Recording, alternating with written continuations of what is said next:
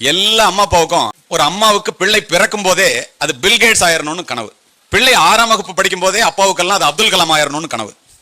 ஆனா இந்த அம்மா அப்பாவுக்கு ஒன்னும் தெரியறது இல்ல, பில்கேட்ஸினுடைய அம்மாவோ அப்துல் கலாமுடைய அப்பாவோ கனவு காணவில்லை. பெற்றோர்களே, கனவு கண்டது பில்கேட்ஸும் அப்துல் கலாமும் தான். பிள்ளைகள் தான் கனவு காண வேண்டும். உங்களுடைய கனவை பிள்ளைகளுடைய கண்களின் மூலமாக பார்க்க முடியாது. உலகத்துல எந்த நாட்டிலையும் இல்லாம பிள்ளைகளை என்று தாங்குகின்ற தலைமுறை இந்த தலைமுறை தான். கேம்பியன் ஸ்கூல் பிரின்சிபல் நேற்று ஒரு ஃபங்க்ஷனுக்கு கூப்பிடுறதுக்காக வந்தாரு.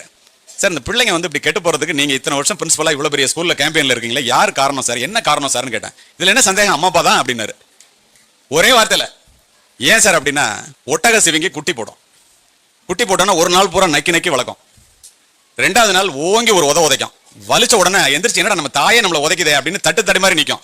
3வது நாள் திரும்ப உதைக்க வரும்ல, தன்னால அந்த ஒட்டக சிவிங்கி ஓட ஆரம்பிச்சிடும், வலி தாங்க முடியாம. ஆனா அப்புறம் தான் அதுக்கு தெரியும், நாம் ஓடினால்தான் நமக்குரிய உணவை நாம்